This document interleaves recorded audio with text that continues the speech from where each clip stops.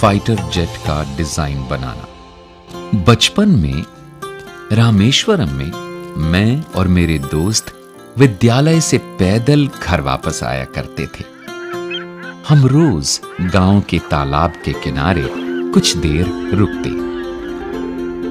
मेरे दोस्त तालाब की लहराती सतह पर कंकड़ फेंकने का अभ्यास करते और मैं बैठा सारसों और समुद्री पक्षियों को आकाश में उड़ान भरते देखता। उनकी उड़ान देखते हुए मैं भविष्य के सपनों में खो जाता था। जैसे जैसे मैं बड़ा हुआ, मुझे अपना लक्ष्य स्पष्ट दिखाई देने लगा। मेरी समझ में आ गया था कि अपने सपने सच करने के लिए मुझे इंजीनियरिंग की पढ़ाई करनी होगी। मद्रास इंस्टीट्यूट ऑफ टेक्नोलॉजी तकनीकी अध्ययन के लिए दक्षिण भारत में सबसे अच्छा संस्थान था। मैंने बड़ी मेहनत से पढ़ाई करके स्कॉलरशिप हासिल की ताकि मैं इस संस्थान में पढ़ सकूं। उस दिन मुझे अपना लक्ष्य और भी साफ दिखाई देने लगा जब मैंने MIT में कदम रखा। MIT के परिसर में 2 बड़े विमान प्रदर्शन के लिए रखे गए थे। मुझे अच्छी तरह याद है कि बाकी छात्रों के छात्रावास में चले जाने के काफी देर बाद तक भी मैं विमानों के पास बैठा रहता था।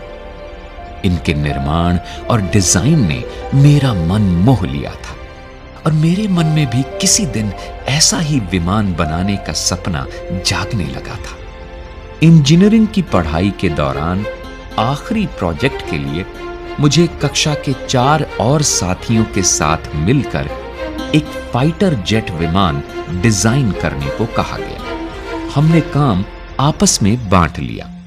एक दिन मेरे काम की प्रगति की जानकारी लेने के बाद हमारे अध्यापक ने मुझसे कहा, अब्दुल, मैं तुम्हारी कार्य योजना से सचमुच निराश हुआ हूं। मैंने तुमसे कहीं बेहतर काम की अपेक्षा की थी। मैंने उन्हें कई कारण बताए, लेकिन उन्होंने मेरी एक न सुनी। आखिर मैंने विनती की, सर, मुझे 1 महीने का समय दीजिए। मुझे विश्वास है कि मैं बेहतर डिजाइन बना लूंगा। उन्होंने मुझ पर नजर डाली और बोले, देखो नौजवान, मैं तुम्हें 3 दिन दे रहा हूं। अगर सोमवार की सुबह तुमने मुझे इससे बेहतर डिजाइन न दिखाया तो शायद तुम्हें अपनी स्कॉलरशिप से हाथ धोना पड़ेगा। मैं स्तब्ध रह गया। मेरा भविष्य, मेरे सपने स्कॉलरशिप पर टिके थे। उसके बिना मैं कुछ नहीं कर पाता।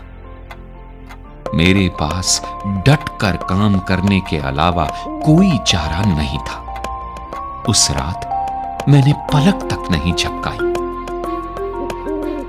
अगली सुबह बस घंटे भर आराम किया, जरा सा कुछ मुंह में डाला और फिर काम में जुट गया।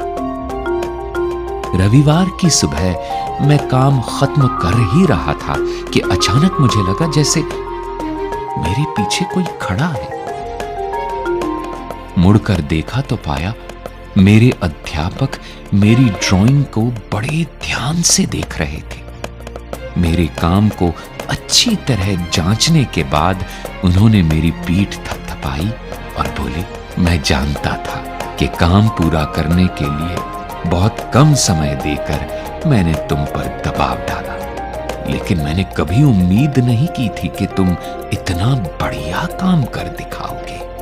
अध्यापक जी की बात सुनकर मुझे इतनी राहत और खुशी मिली कि मैं भूल ही गया था कि पिछले 3 दिनों में मैं खाना सोना सब भुलाकर काम में जुटा रहा था। न सिर्फ मेरी स्कॉलरशिप जारी रही, बल्कि मद्रास इंस्टीट्यूट ऑफ टेक्नोलॉजी की परीक्षा भी मैंने बहुत अच्छे अंकों से पास की। मैं विमान का डिजाइन बनाने का अपना लक्ष्य पाने में सफल रहा था और अब विमान उड़ाने के अपने सपने के भी बहुत करीब आ गया था। मैं सोचकर ही उल्लास से भर उठता था कि बचपन में देखे समुद्री पक्षियों की तरह मैं भी जल्द ही आकाश में उड़ान भर पाऊंगा।